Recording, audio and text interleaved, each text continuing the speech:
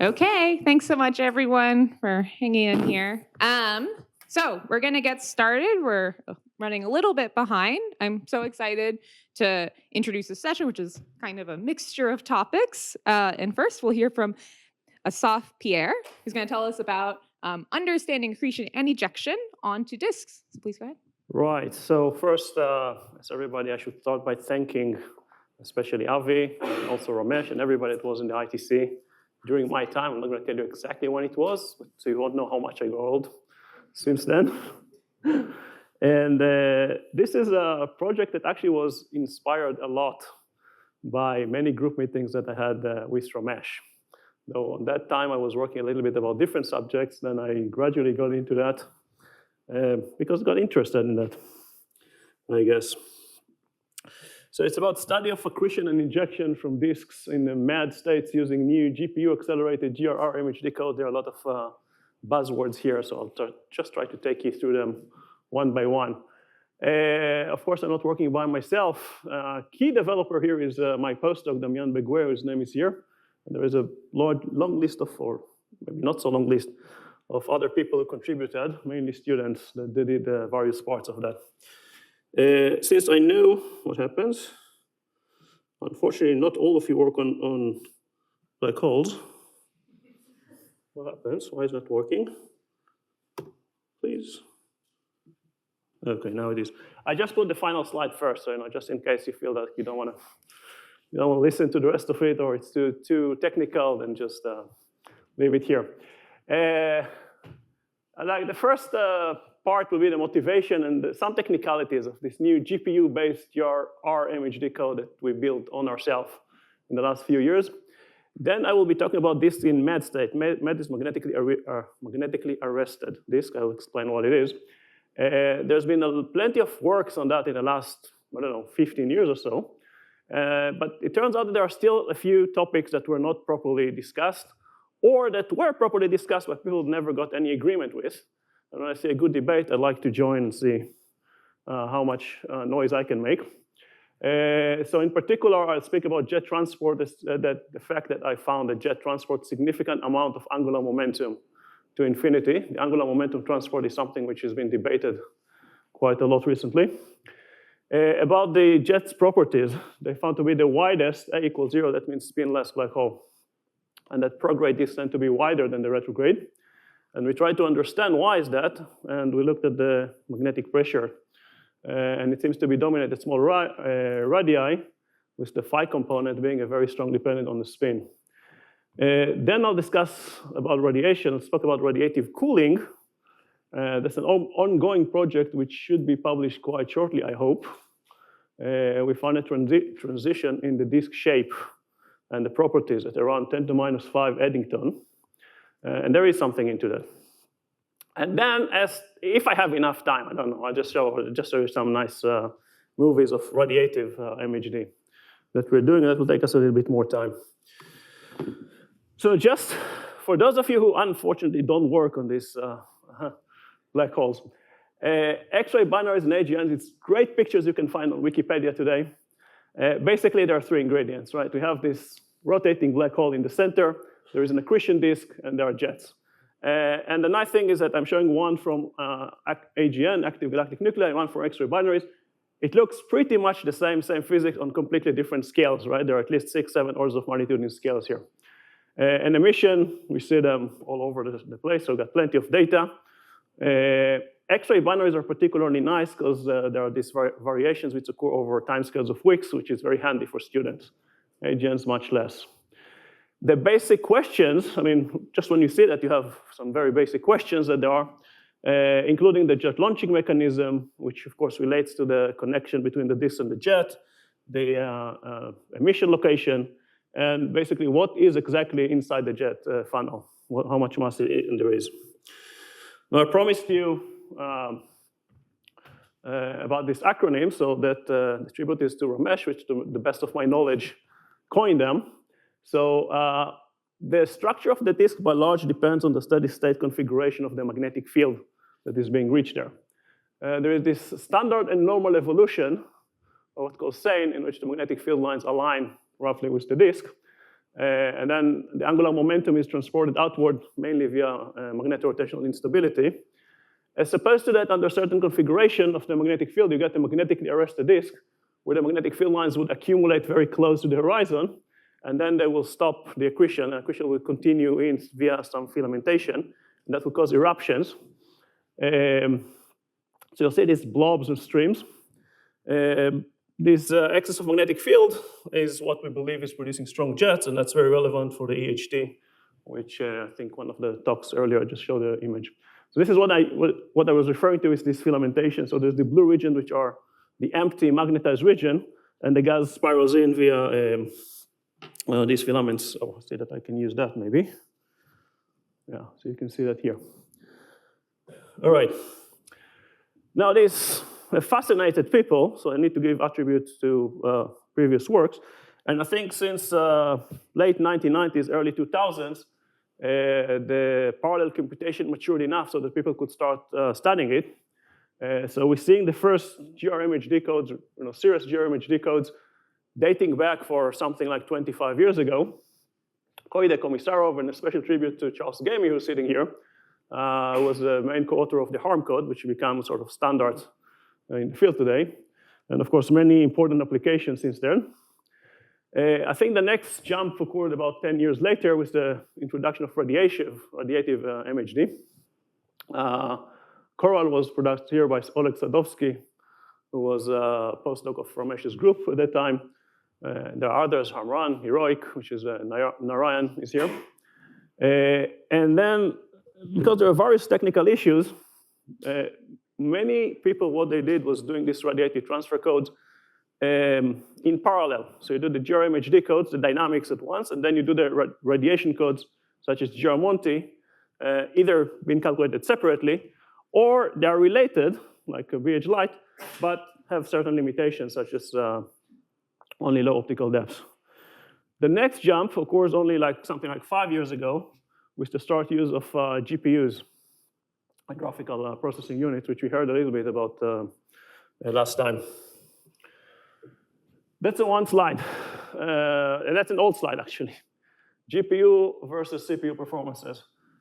Order of magnitude number per dollar, you gain about a factor of 10, roughly. That really depends on the problem and how well you know how to code it. So for a given amount of dollars computational that you get for GPU would be about 10 times, maybe more, depends on the cards. Now this is the A100, the newest one is already H100, so it's an even newer card. Why new code? So there are certain codes, so why bugging and spending the time writing a new code, which is a very time-consuming task, as everybody here knows. First, we like to do things ourselves. Right? When you do things, you know all the bits and pieces, right? You know well understood, you know the limitations. You can easily modify. Our code specifically is extremely highly optimized. We spend years of manpower work on that. We put whatever physics we want, specifically radiation, which is under construction. I'll show you some parts. And when we want to study jets, we want to get a completely different mesh, like unconstrained mesh. At the pole, everybody who works with that knows that there's always the problem with the pole when the coordinates get thinner. So that's just a few examples. That's for the future. What we do in a nutshell, right? So it's a 3D GRMHD code, solves the basic equations, mass conservation, energy momentum conservation, and Maxwell's equation. Of course, when there is radiation, it's added to the stress energy tensor. Finite volume, flux constrained transport, ensuring dif B is equal to 0. Conservative shock capturing SIM. It's a piecewise either linear or parabolic reconstruction. LI, currently we just have the linear. Parabolic, we've been discussing that a lot. It's not yet fully operational. Care metric, fixed metric. Programming language is a CUDA-C. That is for one GPU. That is the programming language for NVIDIA cards, which control the market today. OpenNP to ensure multi-GPU, and NVLib. That's basically what's called a node. That's a box that contains several cards. And then MPI, which will be the multiple nodes. Now, I know Volker showed it, right? So we are right now sort of in the middle. We have 150,000, more than 150,000 by now, code lines that we wrote ourselves. Yeah, so we're kind of reaching that area of multiple hundred code lines. Specifically designed for multi-GPU nodes.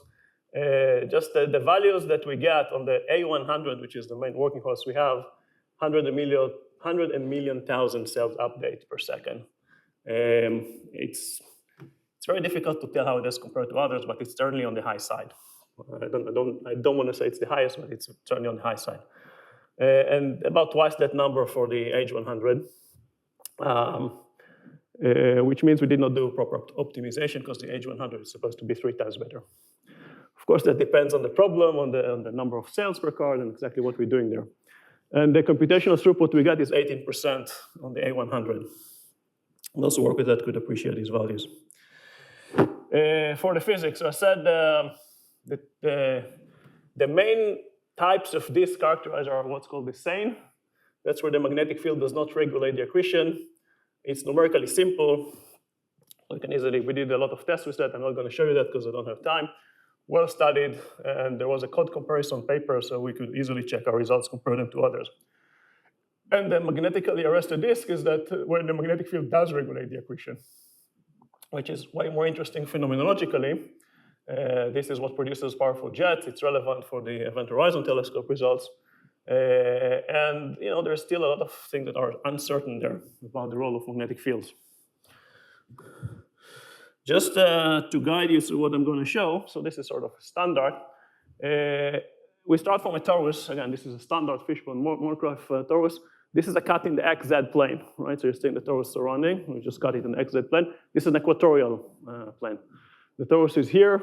Inside, you'll see the turbulence. The line here are the magnetic field. The line here would be the velocity. The empty funnel will become the jet. And this is the mass accretion rate that you'll see down the line, some initial magnetic field, the initial disk setup. We have our own choice, and that's how it looks like. If I make some runs here. Now you're going to see in a few seconds the formation of they're called the main states. You see that this just gets inward, and then you'll start seeing these filamentations.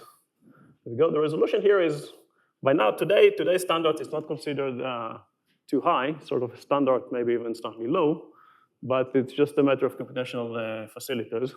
We tested the code up to 1,000 cubes, so that's not an issue. What you're going to see shortly from here would be this formation of these filamentations. So these blue regions would be the magnetized regions. And you see the filaments in which the gas accretes towards the black hole. Okay, it's kind of, you can watch it for a few hours if you want, but the color codes are the density. Right, so the blue ones would be the empty regions, that will be highly magnetized ones. Okay, I'm just stopping it here, if it wants to stop. Okay, what's a standard thing here, especially when it comes to launching jets, would be what's called the MED parameter. Essentially, it's the magnetic flux that threads the horizon. And it's normalized to the accretion rate. And what you see that it is not going smoothly. You get these eruptions. So you have this accumulation of magnetic fields, and then they erupt, basically affecting the accretion. That's exactly what I was referring to. This is the magnetic flux eruptions that come.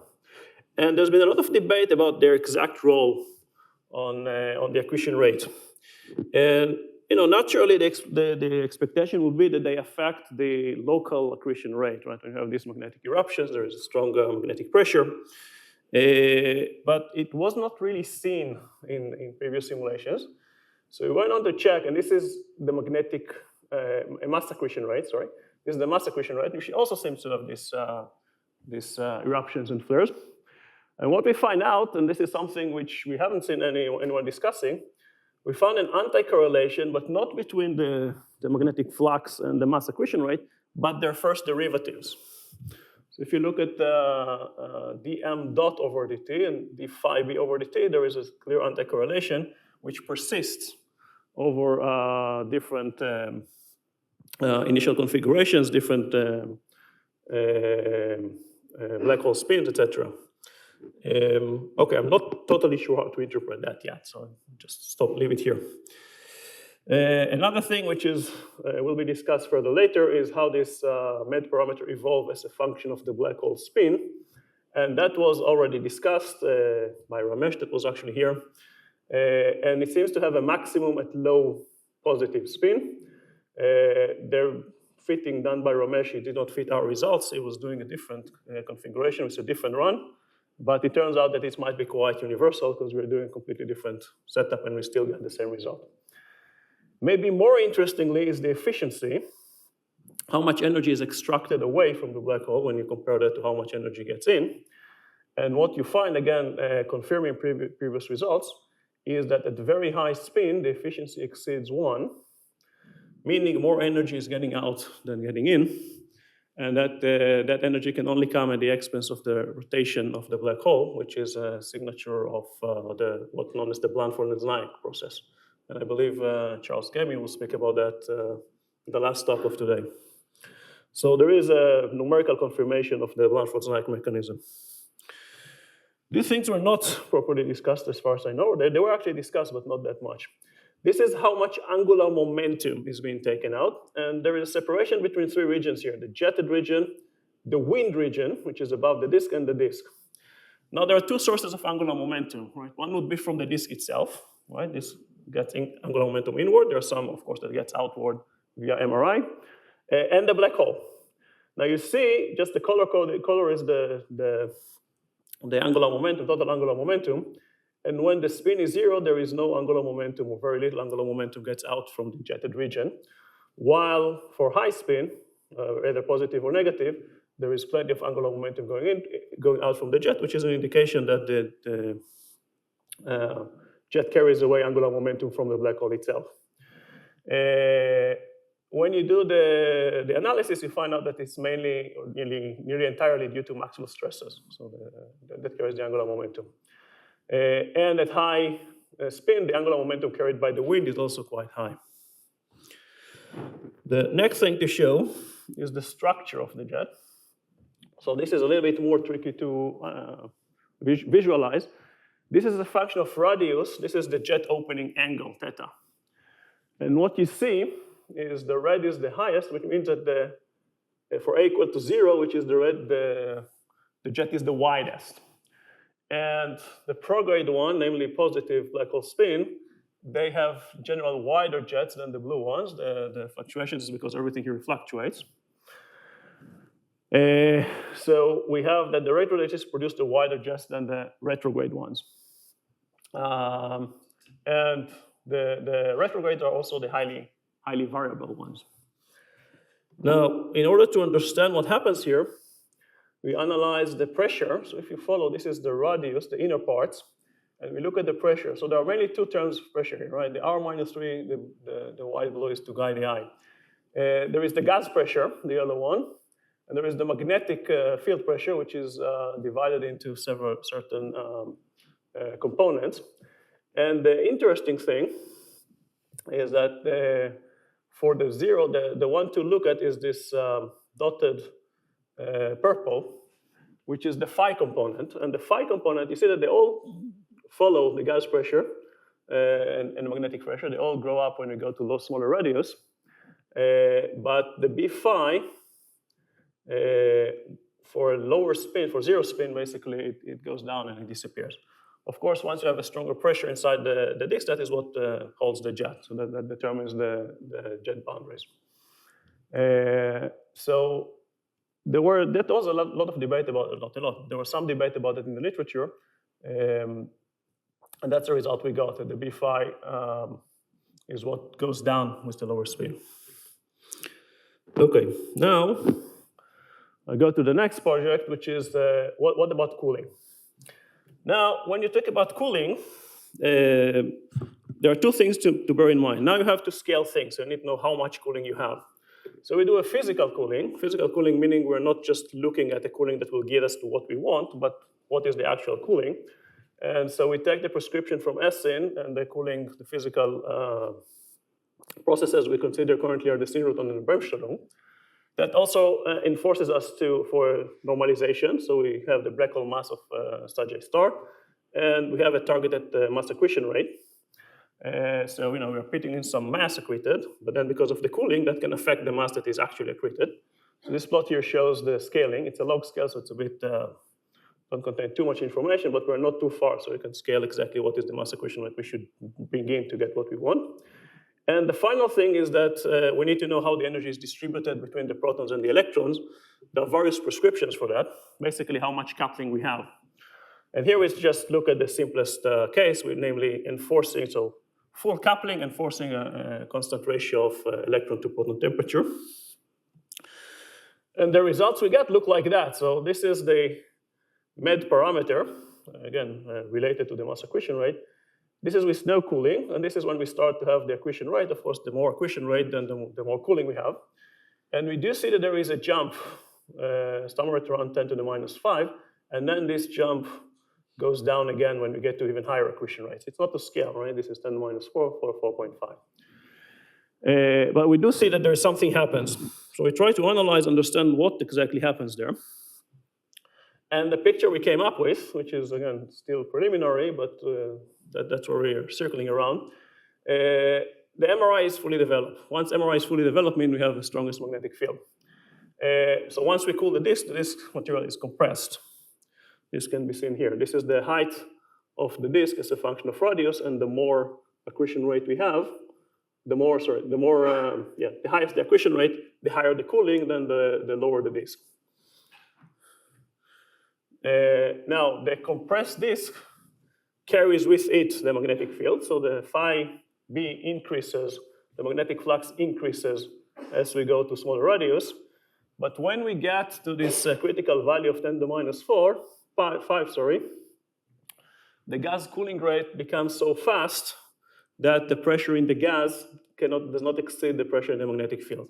The inner parts become magnetically dominated. So you can see it from here. If you just compare these values, this is the gas pressure, and this is the magnetic pressure. And in that case, the gas simply cannot support higher magnetic flux that gets in. So at higher accretion rate or cooling rates, gas can no longer support higher magnetic flux, which therefore saturates. This has an observational consequences. Right? This means that the jets are expected to be more efficient when we get to a higher accretion rate. It's supposed to be some sort of a jump there. Okay, if I have 2 or 3 more minutes, last thing I want to say, which is work under construction now, is radiation. So how we put radiation, right? So we must add the radiation stress energy tensor to the gas and magnetic stress energy tensor.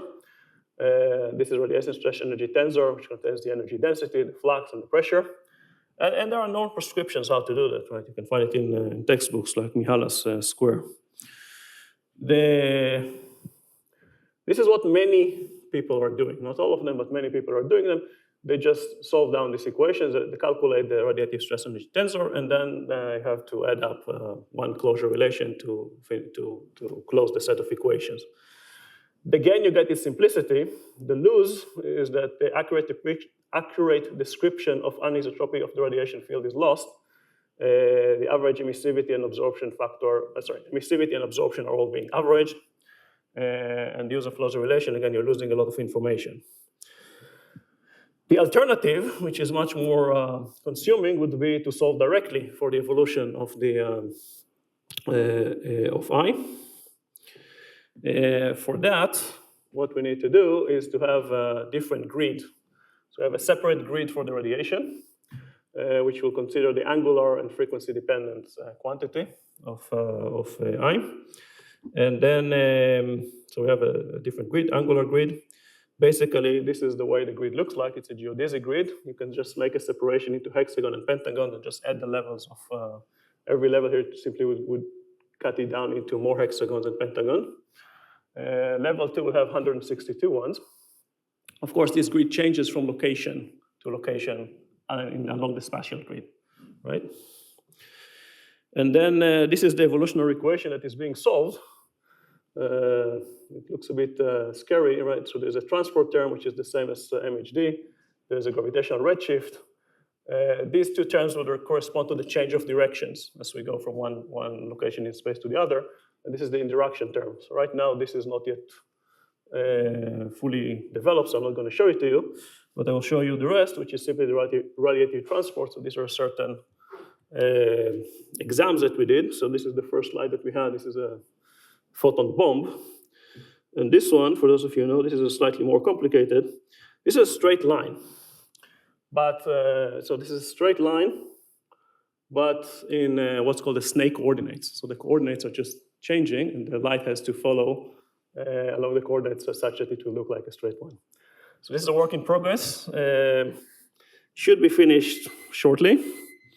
And that's right, perfect timing, because I just reached the summary slide again, if it will just let me. Will it? Could you please let me go to the, yeah, there it is.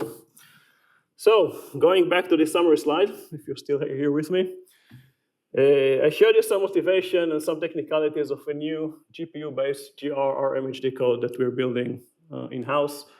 I showed you some results we already obtained about this in the mad state, showing the jet transport a significant amount of angular momentum to infinity, that we have the widest jet for A equal to 0. Prograde disks are wider than the retrograde ones. Magnetic pressure dominates a small radii, but B phi is a strong function of the black hole spin. I showed you what we did with radiative cooling. We found that there is some nonlinear transition in the disk shape, and the properties at around 10 to minus 5 Eddington. And finally, I showed you some introduction to radiative MHD calculations we're doing. Thank you for your attention. Thanks so much. So we do have time for questions. Yeah. Thank you. Hi. So I was wondering if you were able to go to higher accretion rates even more and try to simulate the thin disk instead of a puffy disk. Have you tried that, or? The answer is yes. We have done. I didn't show you everything, of course. Only the one that looks good enough to be shown. Do you see the It's runaway? a matter of computational time, really. It's just computational resources. There is, we did several tests. So I cannot tell you that we explore everything because we did not. But we're getting there. We're building our own library right now. You don't observe that runaway cooling and collapse of the disk? No, because we didn't observe that. We are aware of this issue. We did not get there. Thank you.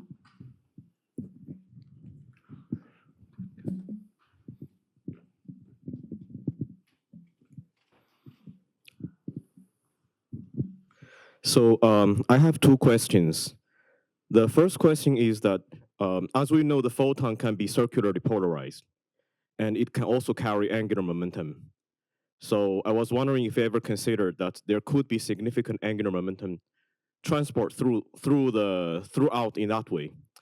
The second question is that the snake coordinate you use, is it because that the outflow or the jet is like entangled with the magnetic field in a spiraling way, so it's simpler to use that coordinate?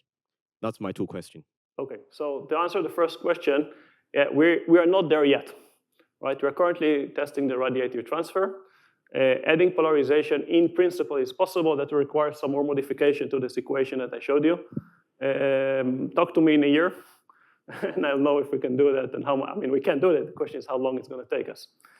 As for the second question, the snake coordinate is sort of a standard test that is being done here, because you have a GR. So that means that the coordinates that you have, when the metric that you have in one place in space is different than the metric that you have in a different place in space.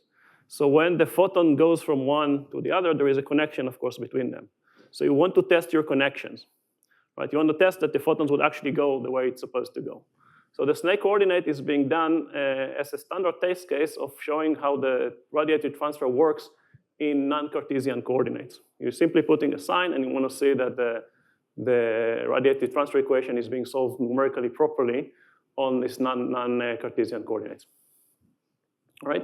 We also have tested that on GR, but I only got the photo, the picture from my student yesterday, so I didn't put it in here. But I can show you that if you come to me afterwards. Okay, great. Any final questions? Yes, there is one.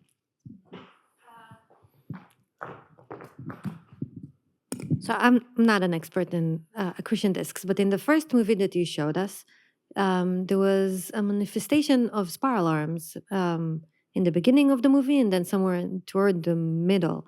And I wondered if that has anything to do with the bursting of accretion that you described. I understand that these disks are not thin disks, it's more complicated, but you could clearly see the spiral arms coming in the density of the color code there. So I wonder if you investigated first what leads to that. I assume it's not the regular resonant one that we think of just because the disk structure is different. And second, if it relates to the accretion bursts or bursting in accretion. Okay, so I make a separation. What you see at the beginning is just boundary conditions, so I wouldn't pay that attention. But because we started with an initial disk, which we know is not physical, but this is something to start with numerically. When we get to a quasi-steady state, then things, we start to believe that they represent physics. And then, yes, I mean, these filaments that you're talking about, and this, there is something real in them. There is some debate about exactly what it means. It might have various implications on various things. It's there, we know it's there, and we didn't have time to think of them properly. That's a complete answer. Okay, great. We have to move on, but thank you so much, Asaf, again. Thank you. Next up, we have Mario Jurek, who will at least be showing us pictures of people next to Ruben.